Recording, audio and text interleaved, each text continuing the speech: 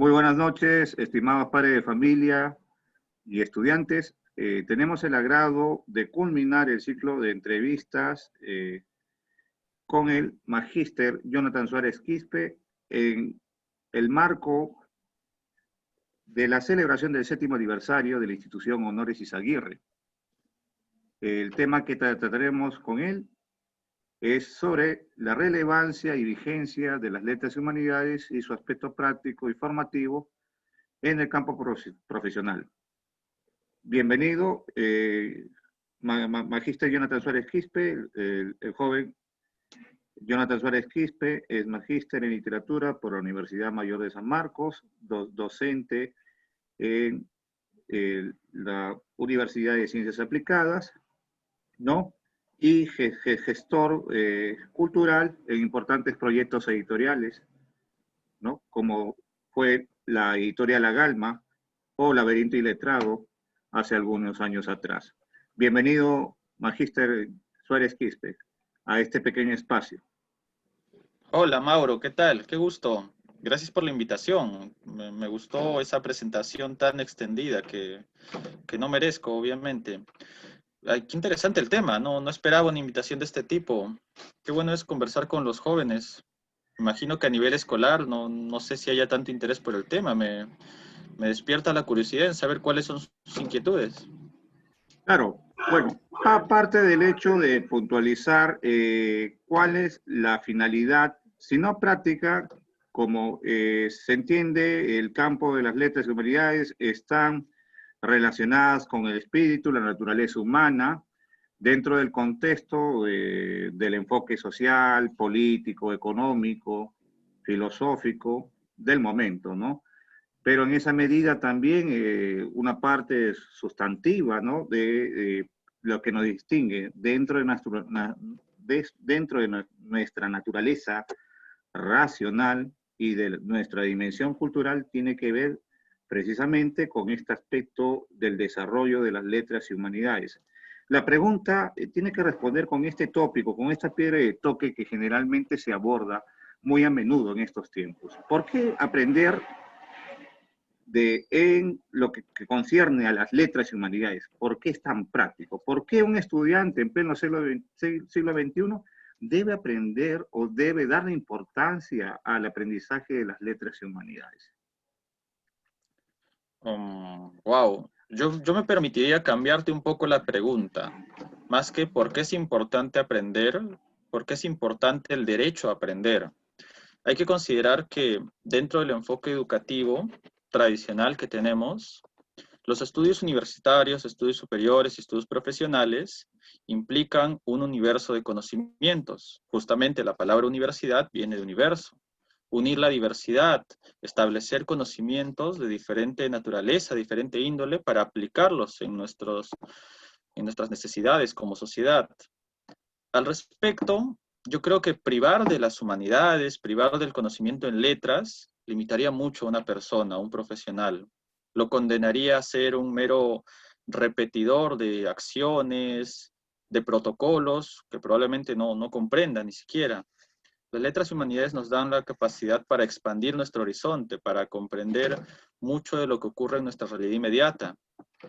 En realidad, si yo me pongo a pensar en un ingeniero, creo que sería muy valioso para él aprender un poco de el espacio geográfico que va a intervenir, con el que va a colaborar.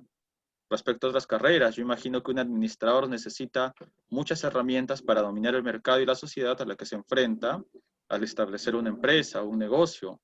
Las letras y humanidades nos enriquecen como personas para tener un acercamiento más directo a la sociedad en la que nos desarrollamos y sobre todo para tener un alcance mayor frente a otras sociedades en un mundo globalizado en el que vivimos ahora. Creo que sin duda las letras y humanidades pueden ser el camino para conocernos más, lograr el autoconocimiento es fundamental para un profesional y sobre todo para llegar hasta donde nuestros predecesores no lo lograron, ¿no? Hay que entender que en el mundo globalizado, conocer más culturas, conocer nuestra propia cultura y enfrentarnos a otras es fundamental. Creo que esa capacidad para abrirnos los ojos frente al mundo es la que nos puede dar las letras, las humanidades, el dominio de la filosofía, las artes y la historia. Muy bien.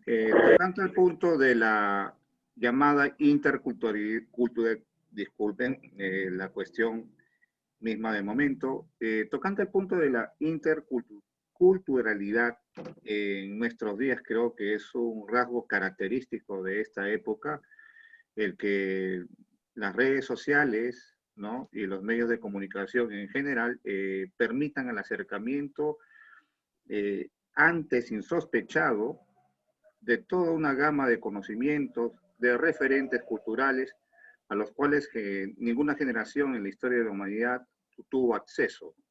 Y en esta medida se está experimentando cierto despertar en cuanto a la revaloración de las letras y humanidades dentro de lo que son los cursos formativos en la malla curricular de las universidades europeas, como en Francia, como en España, que están adoptando un incremento más de asignaturas en letras y humanidades en carreras como las ciencias aplicadas, ¿no?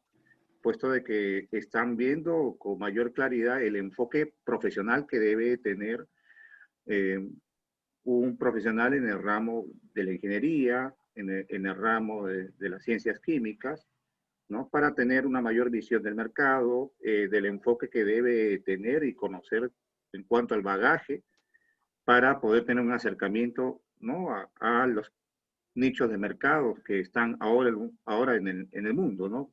A pesar de la pandemia, todavía sigue vigente la concepción de una aldea global, ¿no? Tal como lo citó McLuhan en su momento, en los años 70. Entonces, la pregunta va en ese sentido, ¿no? ¿Qué opinión le merece esta revalorización de los cursos de letras y humanidades en las universidades europeas en contraste con ¿no?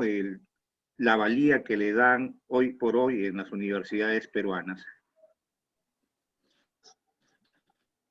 Bueno, yo diría, en primer lugar, que esta revalorización que está realizando, me dices, en Europa, yo no tenía información de eso, ese tipo de actitud no es ni nuevo ni gratuito, obedece a una necesidad. Una sociedad responsable con su enfoque educativo siempre trata de enriquecer la currícula con lo que de verdad se necesita. Y yo pienso que en Europa están enfrentando un fenómeno nuevo. En Europa el movimiento cultural desde África, desde América, desde Asia, los ha hecho necesitar muchas más herramientas para desarrollar diferentes profesiones.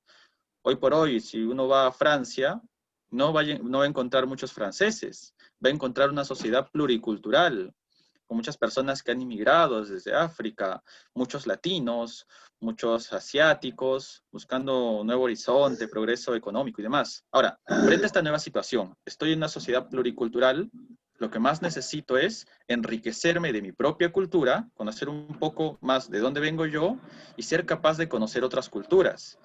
Por eso digo que no es gratuito, es necesario. Ellos enfrentan una nueva necesidad y por eso cualquier tipo de rama del conocimiento debe comenzar con este esfuerzo. Y tampoco es nuevo. Este enfoque es muy tradicional, muy antiguo. Si nosotros vamos a Oriente, en China, en la cultura china, la más tradicional, los exámenes para subir de rango militar dependían del conocimiento de pensamiento, filosofía y poesía tradicional. Los exámenes para asumir cargos en el gobierno también. O sea, esta revalorización de las humanidades y las letras viene desde mucho antes. Aquí en nuestro horizonte occidental, justamente al profesional, desde sus inicios se le llamó el letrado, independientemente de su rama de ciencias, de humanidades, siempre la ciudad letrada era la que correspondía a los profesionales, a los individuos que lograban el acceso a la universidad, recordando un poco los tópicos de Ángel Rama. Entonces creo que lo que está haciendo Europa es adelantarse un poco a lo que deberían hacer diferentes horizontes. Yo me imagino que Europa entendió que está en una nueva realidad, un nuevo contexto globalizado, y que si se olvida de quiénes son ellos, si se olvida de su propia cultura, se va a perder, va a ser absorbido. La mejor alternativa es incluyamos un poco de nuestra historia, incluyamos un poco de nuestro pensamiento, incluyamos un poco de nuestro arte. De esa manera, me enfrento a un mundo globalizado, listo para aprender de otras culturas, pero sin perder mi esencia, sin perder mi naturaleza. porque esos países son muy orgullosos de su naturaleza española, francesa, alemana. Es algo que nosotros no aprendimos, lamentablemente. Bueno, trato de concatenar lo que acaba de mencionar con algo que en su momento, ya hace más de medio siglo, Oswald Spengler citó en su libro reconocido y mítico, La decadencia de Occidente, ¿no? En cuanto que, bueno, ¿no? Occidente propiamente como foco cultural había tocado ya un espacio de decadencia ya notorio, ¿no? En toda la rama de los conocimientos y de las artes, ¿no? Y que en cierto modo esto obedecería a algo que en el pasado ya se dio, ¿no? Que nuevamente el centro de atención de la civilización mundial nuevamente retornaría a su foco inicial, ¿no? Es decir, a Oriente, ¿no es así?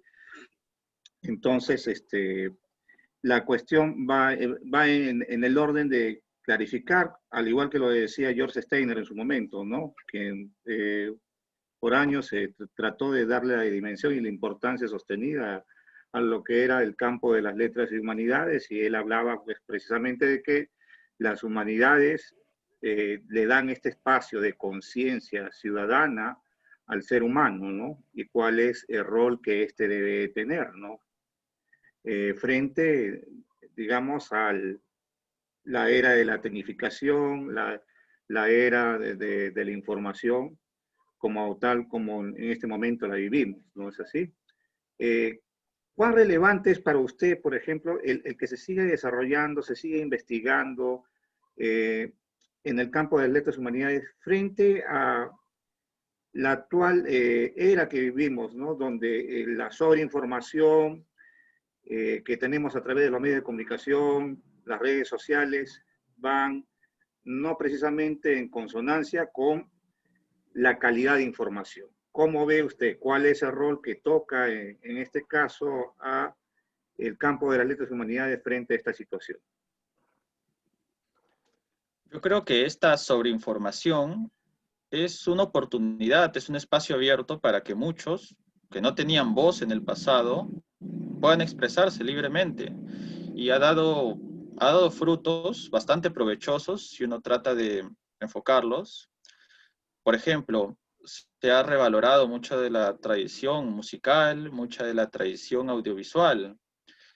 Yo recuerdo que en mi juventud era muy difícil tener acceso a sinfonías, tener acceso a películas clásicas. Hoy en día esta sobreinformación en el Internet, con las demás culturas, me permite eso y le permite eso a muchos jóvenes. Ahora bien, también nos expone al peligro de tener información vacía en la cual ahogarnos y perdernos. Hablar de Sin información embargo, vacía. hay en exceso, creo que es la mayoría, pero tampoco es grave. Yo creo que si nosotros tuviéramos un foco bastante claro en lo que nosotros necesitamos, no nos vamos a perder. Me refiero, por ejemplo, a los intereses comunes que cada uno debe conocer. Es muy lamentable que en los jóvenes escolares se limite la orientación a un curso o dos y se deje de lado otros. Se pierde mucho interés musical. Yo me imagino que muchos futuros Juan Diego Flores han perdido la oportunidad de serlo simplemente porque desconocían las nociones básicas de música o de arte en general. O tantos escritores, tantos pintores no tienen el acceso a este tipo de conocimiento debido a que no fueron orientados. Yo creo que el espacio escolar sería la base para que ellos conozcan su naturaleza, sus intereses, descubran su propio acercamiento profesional o como personas, y a partir de ello, todo lo que me ofrezcan lo voy a saber seleccionar. Personalmente siento que la generación pasada tuvo esa oportunidad, tuvo la oportunidad de conocer lo que de verdad quería, cuál era su esencia, y hoy en día tiene ciertas defensas en contra de toda la gama de conocimiento que nos ofrece Internet, el bueno y el malo. Sin embargo, esta generación no tiene esas defensas, no tiene esos anticuerpos frente a movimientos culturales que en realidad denigran al ser humano. Nosotros estábamos más protegidos porque vivimos en un entorno un poco más seguro a nivel cultural. Hoy en día esta explosión de conocimiento y de voces múltiples a través de aplicaciones, internet y redes sociales ha afectado mucho a la nueva generación y creo que deberían prepararse para este tipo de amenazas. Y la mejor manera es seguir la guía de la generación anterior, que tiene tanto por enseñar aún. En todo caso, ¿podría usted afirmar que existe una suerte de despersonalización cultural hoy en día? Por supuesto, y es algo que ya se predijo. Eco ya nos hablaba de la deshumanización. La deshumanización está presente hoy en día. Muchos seres humanos se han convertido en máquinas, en artefactos que reciben energía para producir algo y luego se apagan durante la noche.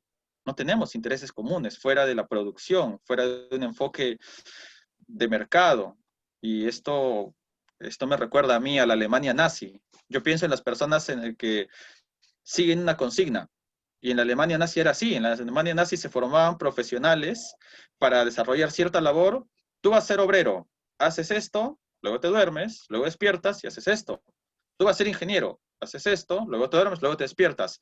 Y se quitaba al hombre su esencia, sus intereses comunes, en favor de un interés general. En este caso era un interés de gobierno de la Alemania nazi, la nacionalsocialista. Pero bajo esa mentira se engañó a toda una sociedad y se les quitó su humanidad. Esa humanidad que se retiró en la Alemania nazi es un fenómeno que se está repitiendo hoy en día. Yo veo que a muchos jóvenes los engañan. Les dicen, ¿sabes qué? Tú debes hacer esto porque es lo mejor para ti y para el país y para la sociedad. Así que sacrifícate, deja de hacer lo que te gusta, estudia tal carrera o tal otra carrera, prefiero no dar nombres, y así vas a tener éxito, como si el éxito estuviera dentro de una currícula y no dentro de los intereses que todo ser humano puede desarrollar. Pero no quiero Claro, salirme mucho de tu pregunta. A lo que voy es claro, a que información y estamos expuestos a muchos daños, sobre todo si somos claro. mentes jóvenes que se dejan manipular. Claro. Lo que acá mencioné me hace referencia, bueno, ¿no? A dos hitos dentro de lo que es la literatura, ¿no? Como Un Mundo Feliz de Aldous Huxley y 1984 de George Orwell, ¿no? En la primera, Huxley propone una sociedad distópica donde cada ser humano tiene un papel asignado dentro del estamento productivo, ¿no? Y que no puede salir dentro de ese marco, ¿no? Y en 1984, en una visión futurista, Orwell plantea precisamente la cuestión de la inamovilidad social, ¿no? Donde existen en forma metafórica la cuestión de los altos, los medianos y los bajos, ¿no? Y mientras los altos siempre luchan por mantenerse, los medianos luchan por arrebatarle sus puestos a los altos, utilizando o manipulando a los bajos, ¿no? Mientras los bajos siempre están en cuestión de poder reivindicar aspectos utópicos, quizás como Orwell lo señala, como la justicia, la redistribución de la riqueza, la justicia social, y que invariablemente esto nunca se llega a dar, ¿no? Como lo manifestaba, ¿no? Son cuestiones interesantes que son propias así de la literatura que nos aleccionan un poco sobre lo que usted está manifestando, ¿no? Ahora, bueno, tocante el punto, en este tiempo de la pandemia, ¿no? ¿Por qué es importante estimular el hábito de la lectura? Se tiene un poquito más de tiempo, le toco esto pasando de la información concreta. No hace mucho el gobierno de Perú acaba de promulgar una ley que exime por espacio de 3 años del IGB a la importación de libros. ¿Podría esto servir de estímulo a, ¿no?, distribuidoras editoriales en el abaratamiento de los precios de los libros y en todo caso a la promoción de la lectura aquí en el Perú, puesto de que esta es una necesidad apremiante, ya que tenemos escasos resultados en los estándares internacionales de comprensión lectora, como es de su conocimiento y como es el conocimiento de los jóvenes estudiantes que van a escuchar esta entrevista. Es un esfuerzo que se debe saludar y se debe felicitar. O sea, abogar por la cultura es una lucha necesaria. Lamentablemente es un esfuerzo todavía limitado, porque creo que el problema de fondo es la falta de interés por la lectura. No es la falta del acceso a los libros. Si nosotros reflexionamos en lo que pasó el año pasado, el año anterior, el año 2019, se aumentó el precio de las entradas a los cines. Ir a un cine era tan caro o más caro que ir al teatro. Lo razonable sería que frente a este enfoque de mercado, es más caro ir al cine, es barato ir al teatro, voy al teatro, dejo ir al cine. Pero no resultó. La gente seguía yendo a los cines y estando ausente en el teatro o en otro tipo de presentaciones. Claro. Creo que en el caso de los libros es un esfuerzo muy valioso, definitivamente se felicita al gobierno por esta intención, pero el problema de fondo está en el interés por la lectura. Y creo que este interés por la lectura se debe proyectar a partir de un encuentro armónico entre los intereses de los jóvenes y lo que propone la literatura. Por ejemplo, yo recuerdo que en el Mundial del 90, Luciano Pavarotti cantó, cantó respecto al Mundial del 90, y de esta manera se popularizó se popularizó la Traviata, se popularizó el Nessun Dorma. Conocemos mucho de la ópera clásica gracias a ese encuentro cultural que hermanaba un interés popular por el fútbol con algo tradicional. Este tipo de esfuerzo se ha replicado hoy en día. Yo recuerdo que una de las mejores presentaciones de Juan Diego Flores, nuestro querido tenor, fue aquella en la que se sentó de pronto en Italia, se quitó la corbata, estaba frente a Plácido Domingo, le pidió a la orquesta que deje de tocar, y Juan Diego Flores tomó una guitarra y comenzó a cantar una ranchera mexicana. Y maravilló, Plácido Domingo comenzó a aplaudir, fue increíble, fue una gran presentación. ¿Qué sucede en este caso? Se está hermanando algo tan tradicional como es el espacio de la sinfónica o de la ópera, con algo muy popular, muy de interés común, como son las rancheras, la música de cada grupo cultural, la música vernacular. Yo pienso que el esfuerzo por alimentar ese interés por la literatura debería iniciar ahí, debería iniciar en generar en los estudiantes el interés por leer. Y se puede hacer. Es lamentable que la currícula escolar no fortalezca el interés por cuentos cortos, cuentos breves, cuentos de tal vez mayor cercanía con los jóvenes. Creo que hay literatura infantil y juvenil que se está consumiendo.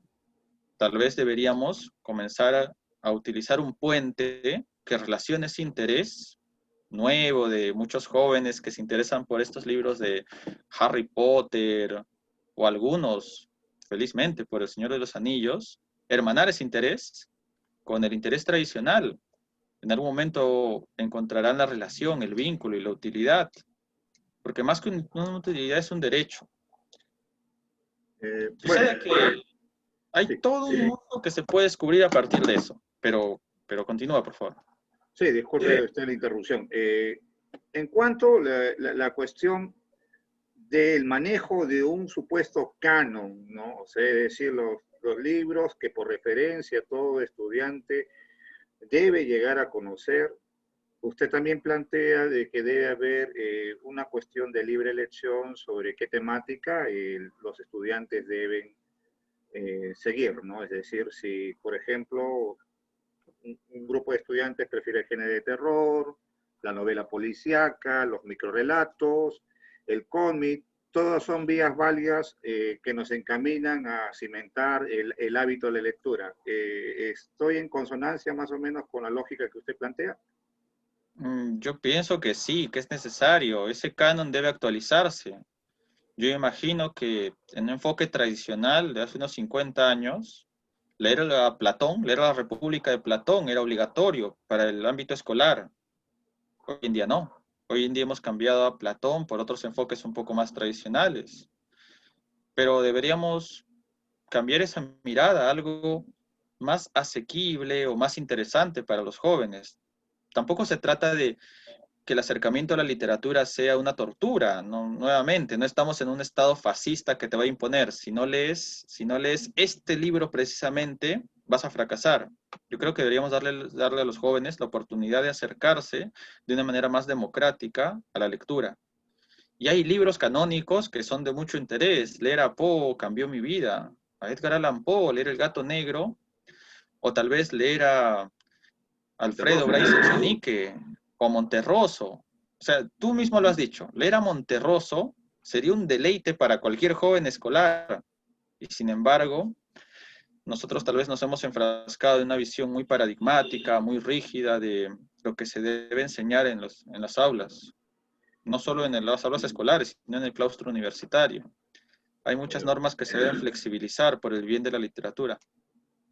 Bueno, con su licencia voy a pasar a tocar una capa más íntima en cuanto a la siguiente pregunta.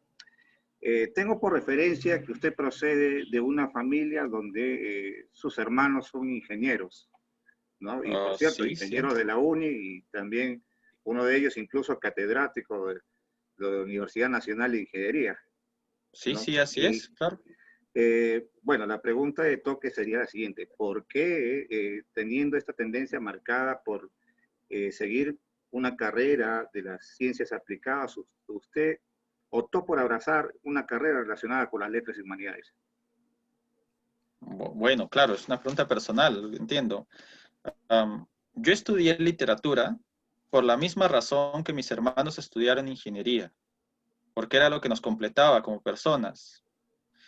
Mis hermanos no estudiaron ingeniería, ninguno de ellos, y eso lo puedo dar ese testimonio con total certeza, ninguno de ellos lo hizo porque asumía que la ingeniería era la clave para ser millonario, tener éxito y generar otros beneficios. No, lo hicieron porque era lo que les gustaba. A mis hermanos realmente les apasionaba las matemáticas y las ciencias, y lo disfrutaron mucho y lo disfrutan hoy en día. Y no realizan su trabajo con un afán de escalafón económico para cambiar de clase social. Lo hacen porque es su pasión. Y esa A palabra pesar, pasión es algo que se ha perdido hace mucho. a pesar Yo de sí que estoy... a pesar de que usted está dotado, ¿no? Y privilegiado para seguir una carrera de ciencia, según tengo entendido. Tuve algunas puntuaciones altas en ciencias. En mi examen de admisión creo que respondí toda la parte de física, química y matemática, pero bueno, mi interés era ese. Yo hubiese sido un ingeniero muy infeliz si me decidía por ese camino. Probablemente un ingeniero infeliz conlleva a un ingeniero fracasado y prefiero haber estudiado literatura y sentirme completo, lleno, con éxito personal, que es lo que más valoro hasta ahora. Solo me orienté a esto porque sabía que era lo que me haría feliz como profesional y como persona. No me arrepiento en absoluto, me siento muy complacido con lo que me ha dado esta carrera, con los pequeños logros y también con los tropiezos que ha conllevado. Creo que me gustaría más que esta nueva generación recuerde lo que es apasionarse por algo en lugar de pensar en el camino vacío del interés, porque esa es una mentira que se ha contado desde hace mucho. Yo recuerdo que cuando hubo estas migraciones del campo a la ciudad, y te estoy hablando de las oleadas del 30, del 50 y del 80, Claro, la a la habitacional. población, claro, a la población se le vendió la mentira de que la educación era el ingrediente para generar riqueza. Y es una mentira total. La educación no era un requisito, era un beneficio y era un derecho. A lo largo de muchas generaciones y muchas luchas sociales se ha logrado conquistar ese derecho. Ahora, estamos en una época en la que todos tienen el derecho, por el que han luchado abuelos y tatarabuelos, derecho a la educación, y me parece de lo más ilógico, me parece una moda totalmente vana y vacía, que gozando este derecho de poder estudiar lo que tú quieras, nadie te limita, puedes hacer lo que quieras y te restrinjas a los parámetros que te venden en algún tipo de publicidad o en algún tipo de programa o la frustración de alguna persona con la que te hayas encontrado, te restrinjas a ese parámetro de que solo una carrera, solo una profesión o solo un camino te va a dar el éxito. Cuando uno se decide por las letras, por ejemplo, le dicen, ya, ¿quieres estudiar letras? Ya, estudia derecho, por dar un ejemplo, porque solo así tendrás trabajo. Si estudias lingüística, jamás encontrarás trabajo. Y es una mentira que se está replicando y que lamentablemente genera una gran frustración social. Yo me Bueno, imagino que muchas personas han logrado hay, su sueño por culpa de esto. hay una cierta dosis de humor negro en lo que la voy a referir, ¿no? Bueno, a veces las redes sociales como el Facebook eh, presentan así un tipo de humor interesante, ¿no? En la cual un niño está en un supermercado con su mamá y le dice, mamá, quiero comer carne hoy. Y la mamá le replica, disculpa hijo, pero tu papá estudió filosofía.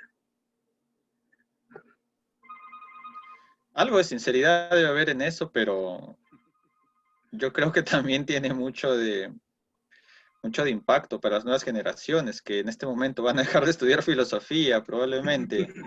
No, para nada, para nada. Pero sí es una Bueno, buena. sí, sí.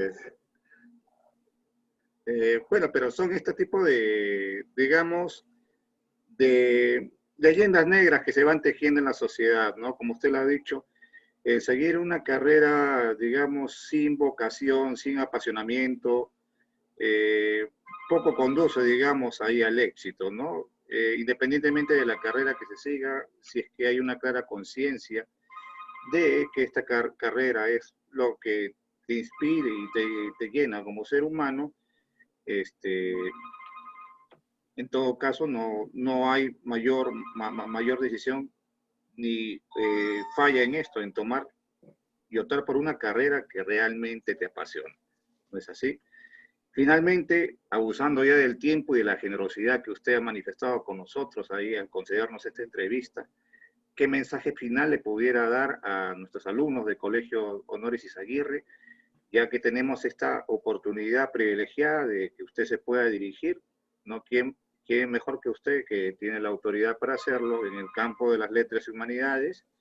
En cuanto a quizás este recelo, esta reserva de ver a las letras y humanidades como algo aburrido, como la rueda del último coche, ¿no? En el aspecto del aprendizaje formativo en la escuela. ¿Cómo usted podría tratar de clarificar este aspecto y dar un consejo o una orientación a los muchachos?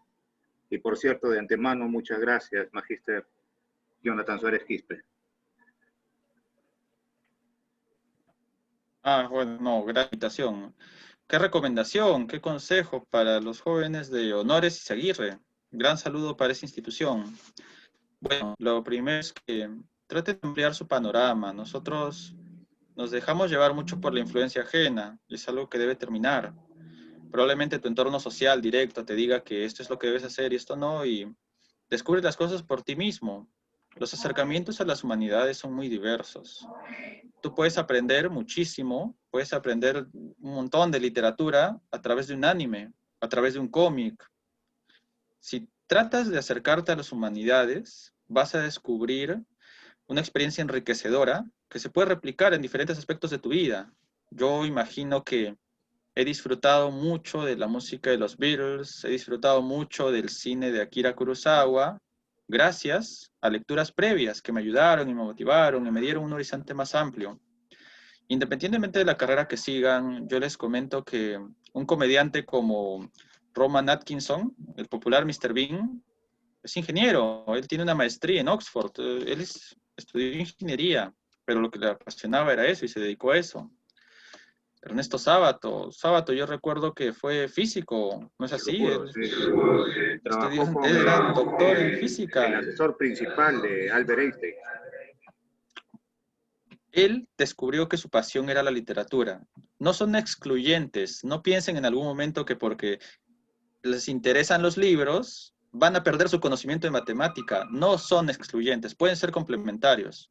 Si ustedes logran el equilibrio, como diría Thanos de los Avengers, si ustedes encuentran el equilibrio, el punto exacto, van a poder complementar de manera armónica y feliz el conocimiento en literatura, en filosofía y, por supuesto, su dominio de ciencias y matemáticas, que siempre pueden ir de la mano. La universidad es unir la diversidad, relacionar todo el conocimiento posible, y si tienes acceso a eso, aprovechalo. Ese es el mejor consejo que les podrían dar. Aprovechen lo que sus padres han ganado para ustedes, la oportunidad de estudiar y seguir lo que ustedes quieran. Muchas gracias, joven Jonathan Suárez Quispe, por su tiempo y por darnos una claridad en cuanto a un tema no menos importante que las anteriores entrevistas, donde hemos tocado puntos como la experiencia de un joven universitario en una universidad rusa, como también lo que es el panorama de investigación científica y las publicaciones aquí en el Perú. y sobre cuál es la cuestión que acontece actualmente en la crisis política que venimos viviendo, ¿no? Como antesala a las próximas elecciones del 2021, ¿no? Creo que el matiz de todas esas entrevistas han tenido un hilo conductor entre una y otra entrevista, el de generar espacios de reflexión, ¿no? De debate entre nuestros estudiantes, y así como también invitar a los padres a que sigan motivando a sus hijos a formar en forma constructiva un espíritu crítico, un espíritu integrador, y sobre todo un clima de apertura, como usted nos está dando a conocer, ¿no? Con esta cuestión que las letras y humanidades sirven como puente, ¿no? Y como línea de apertura para nuevos saberes, para el entendimiento de nuevas realidades que difícilmente podemos conocer por las cuestiones del aspecto económico, el tiempo, etcétera, etcétera. Muchas gracias y esperamos no sea esta la última vez que tengamos así el placer de poder conversar con usted. Gracias, Mauro. Gracias. Saludos a todos. Gracias.